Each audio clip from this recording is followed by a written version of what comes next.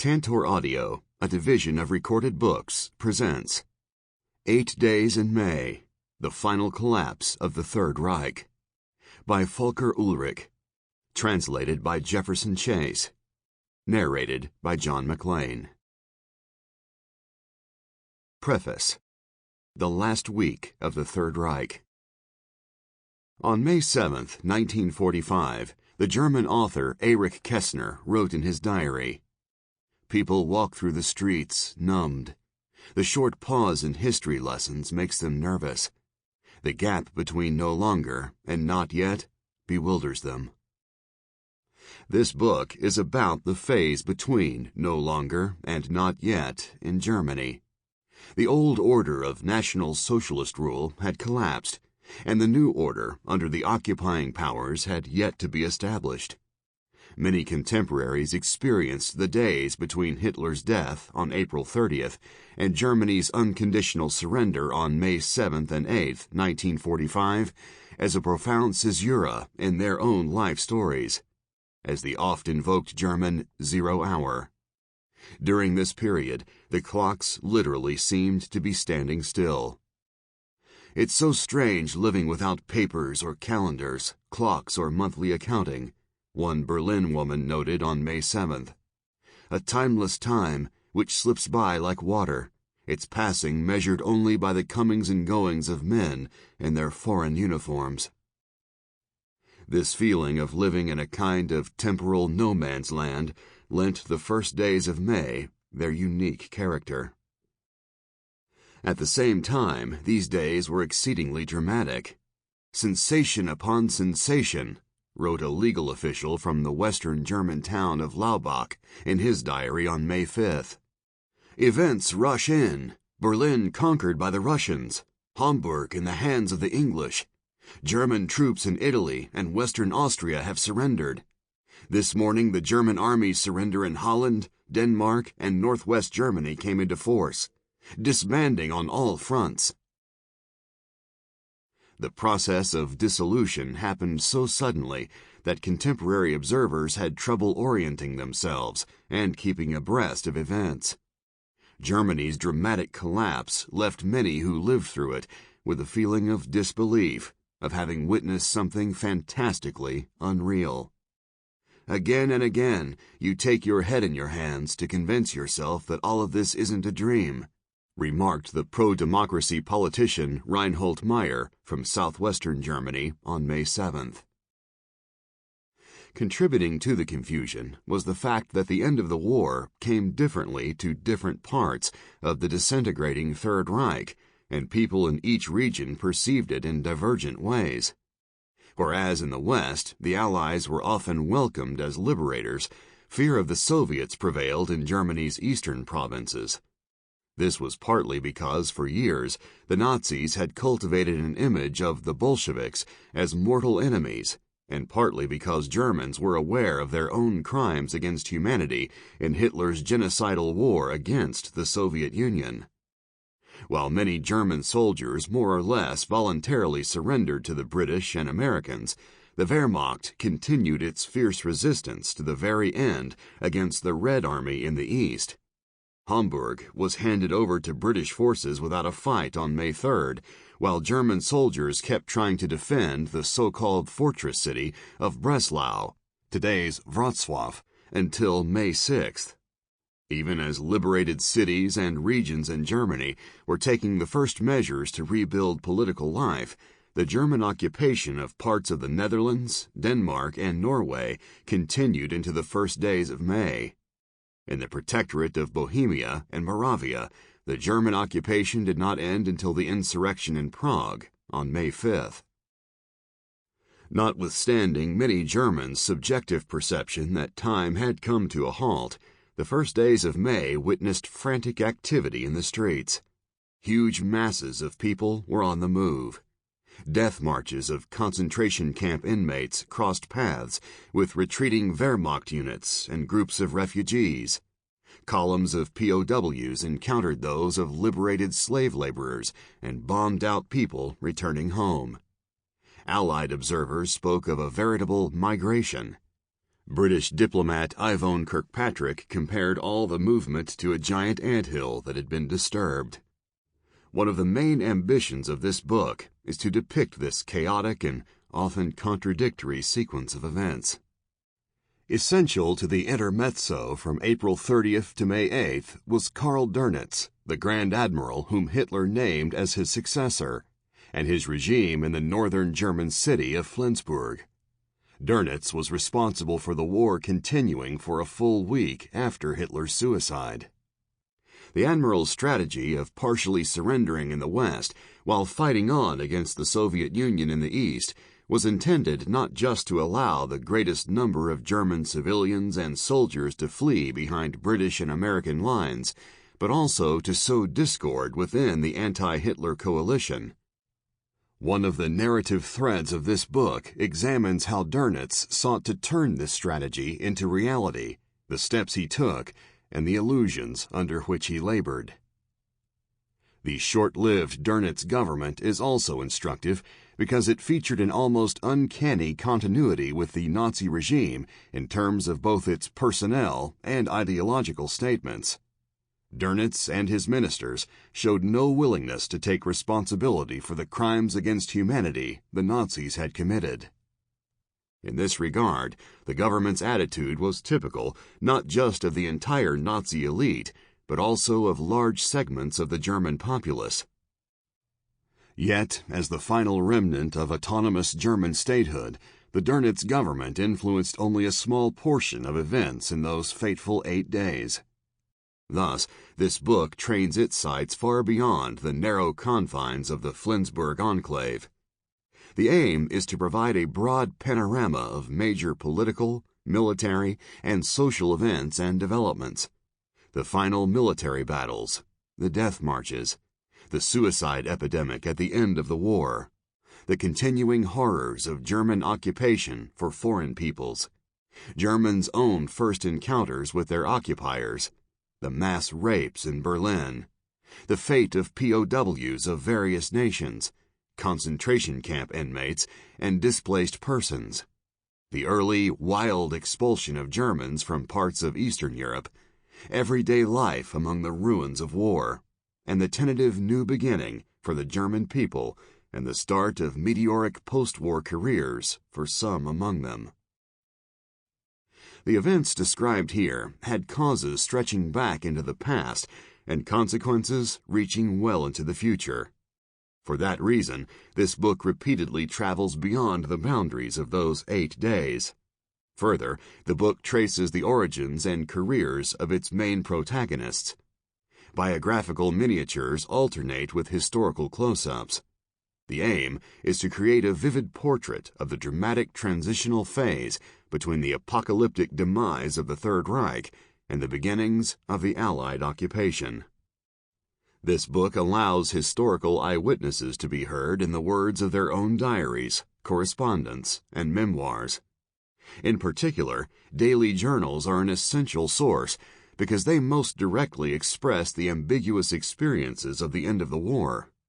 They reflect the contradictory sensations and feelings of early May 1945, the impression of apocalypse on the one hand and of a new beginning on the other. Prologue. April 30th, 1945. In the early hours of April 30th, 1945, devastating news arrived in the bunker deep beneath the Old Reich Chancellery in Berlin. The head of the Wehrmacht Supreme Command, Oberkommando der Wehrmacht, or OKW, Wilhelm Keitel, reported that the advances of the 12th Army under General Walter Wenck had been halted at Schwielowsee, a lake southwest of Potsdam, dashing the final hope of relief for the German capital, which had been surrounded by Soviet troops since April 25th. With that defeat, Adolf Hitler finally decided to take his own life, as he had repeatedly threatened to do over the course of his political career. Before sunrise, he began bidding farewell to some of his underlings, including the medical staff of the Provisional Infirmary below the new Reich Chancellery. The physician Ernst Günther Schenk, who saw Hitler for the first time up close, recalled feeling almost unbearably disillusioned. The man before him was nothing like the energetic Führer of the early days of the Nazi regime. He still wore the gray uniform with the golden epaulets and the iron cross on his left breast, and the same long black trousers, but the human being clothed in these garments had sunken into himself to an unimaginable extent, remembered Schenk. I looked down upon his bent back and hunched shoulders, from which his head protruded almost tortuously. Hitler shook hands with everyone present and thanked them for their service. He was going to kill himself, he told them, so they were released from their personal oath of loyalty to him. They should try to break through to the American and British lines in the West so as not to be captured by the Soviets. By 5 a.m., the Chancellery was once again being relentlessly pounded by Soviet artillery. 1 hour later, Hitler called Wilhelm Mohnke, the commander of the Citadel, as the final defensive ring around the government district and Hitler's bunker was called, and asked how long he could hold out. At most for 2 days, answered the SS Brigadeführer. The Soviets had already taken most of Berlin's central Tiergarten Park, and the battle had reached Potsdamer Platz, only 400 meters away. Time was of the essence. Around noon, General Helmut Weidling, whom Hitler had put in charge of defending Berlin only a few days before, arrived from his headquarters on Bendlerstrasse for a final situation meeting. His report was even grimmer than Mohnke's. In all probability, the battle for Berlin would be lost that evening. Ammunition was running out, and it was impossible to bring in any further supplies by plane. Hitler took this news calmly. He still rejected any suggestion of surrender, but after consulting his Chief of the Army General Staff, General Hans Krebs, he did agree that the soldiers defending Berlin, if all reserves had been exhausted, should attempt to escape the city in small groups and hook up with German troops still fighting in the West. Upon returning to Bendlerstrasse, Weidling received a final Führer order to this effect. After the situation meeting, Martin Bormann, the powerful director of the Nazi Party Chancellery and the Führer's secretary, summoned Hitler's personal adjutant Otto Günsche and told him that afternoon the dictator would take his own life, as would his new wife, Eva Braun. The Führer had ordered their bodies to be burned, Bormann said, and Günsche was to procure the necessary quantity of gasoline. A short time later, Hitler made his adjutant swear to carry out his order to the letter, explaining that he did not want his remains to be taken to Moscow and put on display. Hitler was likely thinking of Benito Mussolini's fate in Italy. Italian partisans had arrested Mussolini and his lover, Claretta Petacci, on Lake Como on April 27th and executed them the following day. On the morning of April 29th, their bodies were brought to Milan, where they were strung up by the heels at a filling station on the Piazzale Loreto. News of Il Duce's sorry end had arrived at Hitler's bunker late that evening, and it no doubt reinforced Hitler's determination that nothing should remain of his body or that of his longtime consort. Günsche immediately set about preparing to burn the bodies. He called Hitler's chauffeur and head of the state vehicle fleet, Erich Kempka, and ordered him to scrounge up 10 canisters of gasoline and bring them to the bunker's emergency exit in the Chancellery courtyard. Between 1 o'clock and 2 o'clock p.m., Hitler had his last meal. In his company were his secretaries, Traudl Junge and Gerda Christian, and his dietitian, Constanze Monsiarli. As had been the case for weeks at such lunches, the conversation consisted of small talk. No one spoke about the imminent end of the war. In her memoirs, written in 1947 but not published until 2002, Junge remembered this final lunch as a funeral banquet under the guise of relaxed good cheer and acceptance. Eva Braun did not join them. In early March 1945, she had made a final return to Berlin from Munich and had decided to follow Hitler to the grave.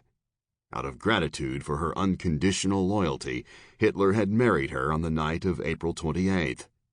He had decided, he wrote in his private testament, to take that girl as a wife, who after years of loyal friendship came of her own free will to the virtually surrounded city to share her destiny with mine. It was now time for Hitler to say goodbye to his entourage. He gave his chief pilot, Hans Bauer, the portrait of Frederick the Great by Anton Graf that had hung over Hitler's desk in his small office in the bunker. "My generals have betrayed me and sold me out. My soldiers have lost the desire to continue, and I am done," he told Bauer. He was well aware, Bauer recalled him saying, that by tomorrow millions of people would curse him, but that was his destiny. He advised his valet, Heinz Linge, who had served him every day for 10 years, to join a group trying to break out to the West. In response to Linge's dumbfounded question, for whose sake was it worth surviving, Hitler replied, "For the man to come." At around 3:15 p.m., Hitler's closest associates congregated in the corridor of the bunker. Bormann, Minister of Propaganda Josef Goebbels, Foreign Ministry Attaché Walter Hühl, Krebs, Wehrmacht Chief Adjutant Wilhelm Burgdorf, Junge, Christian, and Monsiarli. Hitler appeared before them together with Braun. He emerged from his quarters very slowly, more hunched than ever, and stood in the doorway and shook everyone's hand, Junge recalled. I felt the warmth of his right hand in mine, and he looked at me without seeing me. He seemed very far away. He said something, but I didn't hear what it was. Only when Eva Braun approached me was the spell broken somewhat. She smiled and gave me a hug. "Please try to escape. Maybe you'll get out. Say hello to Bavaria for me." Immediately afterward, Magda Goebbels came and asked Gunther for permission to speak with the Führer one last time. She and her husband had also decided to commit suicide and to take the lives of their 6 children. They had been living in the bunker for 6 days in order to give their National Socialist lives the only possible honorable end, as she had written in her farewell letter of April 28th to her son from her first marriage, Harold Quandt. The world to come after the Führer and National Socialism is not worth living in, and for that reason I have brought the children here as well. They are too precious for the life that will follow us, and God in His mercy will understand if I release them from it myself. She and her husband had sworn loyalty unto death to the Führer, and she considered it a grace of destiny we had never dared hope for, to be able to end their lives alongside him. Nonetheless, she tried at the last minute to convince Hitler to attempt to escape from Berlin. Visibly irritated at being disturbed in his final minutes alive, Hitler sent her away. About 10 minutes later, Linge opened the door to Hitler's office, looked inside, and told Bormann, "Mr. Reich Director, it has happened." The 2 men entered the room, where they saw a grisly scene. On the left of the sofa from their vantage, Hitler sat with his head drooped slightly. There was a bullet hole about as large as a 10-pfennig coin in his right temple, and blood was running down his cheek. The wall and sofa were also spattered with blood, and a pool of blood roughly the size of a plate had collected on the floor. The pistol had dropped from his hand, and now lay next to his right foot. On the right of the sofa sat Eva Braun, with her legs tucked up under her. The bitter almond scent coming from her body suggested that she had poisoned herself with cyanide. Gunther went to the Situation Room and announced to those waiting there, "The Führer is dead." Krebs, Burgdorf, Hitler Youth Leader Artur Oxmann, and Reich Security Service Director Johann Rottenhuber proceeded to the antechamber of Hitler's office, where Linge was removing Hitler's body with the help of 2 SS men. The body was wrapped in a blanket, with only Hitler's dark trousers, black socks, and boots visible. Hitler's and Braun's bodies were carried upstairs and placed on the ground 3 to 4 meters from the bunker's exit. Bormann approached one final time, folded the blanket back from Hitler's face, and stood silently for a moment. All the while, artillery fire was raining down on the Chancellery. During a brief pause, Gunther, Kempke, and Linge ran out and emptied the canisters of gasoline over the bodies. At first, they had trouble lighting a fire because the wind kept blowing out their matches. In the end, Linge made a torch out of some paper and threw it atop the bodies. Flames immediately shot skyward. Those assembled at the entrance to the bunker raised their arms one final time in a Hitler salute and quickly retreated to safety below. That evening, on Gunther's commands, 2 members of the former Führer's SS bodyguard buried what was left of Adolf and Eva Hitler in a bomb crater in the Chancellery courtyard. Earlier, as Hitler was preparing to commit suicide, Soviet troops were storming the Reichstag. For Russian commanders, the massive neo-Baroque building on the Königsplatz, constructed by Frankfurt architect Paul Wallet between 1884 and 1894, was the central symbol of the hated Hitler dictatorship. They believed that the National Socialists themselves had started the Reichstag fire of February 27, 1933, the event that had not only provided the pretext for brutally persecuting communists throughout Germany, but that, thanks to the Reichstag fire decree of February 28, 1933, had been a cornerstone of the Nazi reign of terror.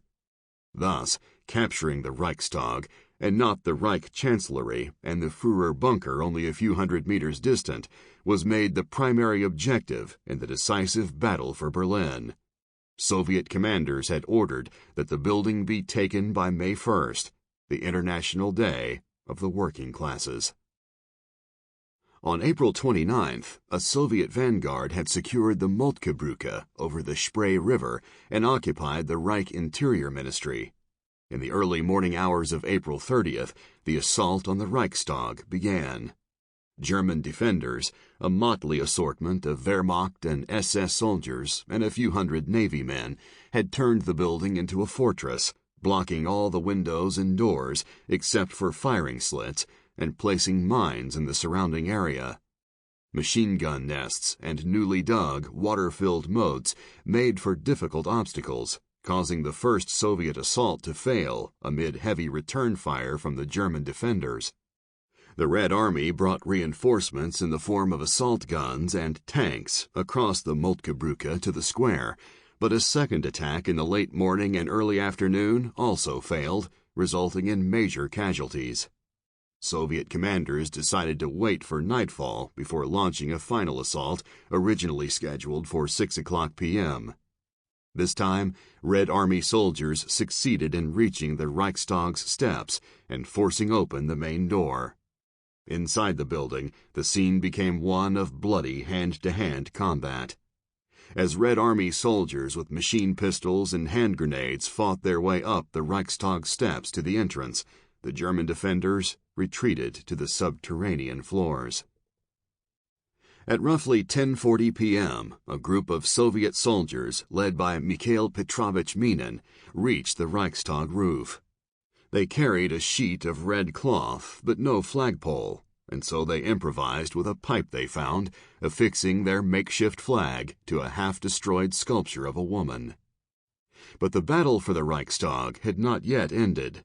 German soldiers continued to put up fierce resistance. Not until the afternoon of May 2nd did the last German units surrender. The fighting was still going on when, that morning, the Soviet photographer Yevgeny Kaldai entered the building with his camera and restaged the flag raising of some 30 hours ago. 2 Red Army soldiers, ostensibly the original ones, raised a real Soviet flag with the hammer and sickle above the Reichstag. The photo that resulted became iconic, a unique symbol of the Red Army's triumph over Nazi Germany. Several months later, Kaldai was required to retouch the image to remove the second watch worn on the right wrist of the soldier supporting the bearer of the banner. Soviet authorities wanted to suppress any hints of looting by Germany's conquerors, and watches were coveted bits of plunder. In the days that followed, the Reichstag effectively became a pilgrimage site. The tide of visitors never stopped. Many Red Army soldiers wrote slogans in chalk and scratched messages on the building's walls, putting the euphoria of triumph into words. The messages in Cyrillic lettering can still be seen today. In the evening, we saw several American vehicles. They took up posts in the streets. It all transpired astonishingly peacefully. These words were written in a pocket calendar on April 30th, 1945, by Marianne Feuersinger, a secretary in the War History Division of the Wehrmacht Supreme Command. It was significant that American troops occupied Munich at the same time Hitler and his wife were taking their own lives in Berlin. The obscure private from the First World War had begun his political career in the Bavarian capital of Munich in 1919. In the incendiary climate of the counter-revolution against the Bavarian Soviet Republic, the brief, unrecognized socialist state declared after the First World War, the ambitious would-be demagogue found the perfect soil for his vicious rabble-rousing to take root. The National Socialist movement swiftly blossomed in 1920s Munich, tolerated and even approved by the Bavarian police and judicial authorities. As Reich Chancellor and Führer, Hitler expressed his abiding gratitude by conferring on the city in 1935 the title Capital of the Movement. When they marched into the city, American soldiers proudly carried a road sign they had taken down bearing that slogan. A photo of that moment would become nearly as iconic as Kaldai's image of the raising of the hammer and sickle above the Reichstag in Berlin. In the final days of April 1945, as the Americans took Nuremberg, the site of the notorious Nazi party rallies, and advanced upon the Bavarian capital, U.S. warplanes dropped leaflets calling on the men and women of Munich not to resist. It is in your own interest and the interest of the entire populace to help reason prevail. For this reason, take control from the hands of the fanatics. Summon your courage and act. Nonetheless, Paul Giesler, the fanatical local Nazi party leader, or Gauleiter, of Munich, and his followers were not about to surrender the city, which had largely been reduced to rubble, without a fight. They wanted to defend it for as long as possible in accordance with Hitler's wishes. To that end, Giesler commanded that the major bridges across the Isar River be destroyed.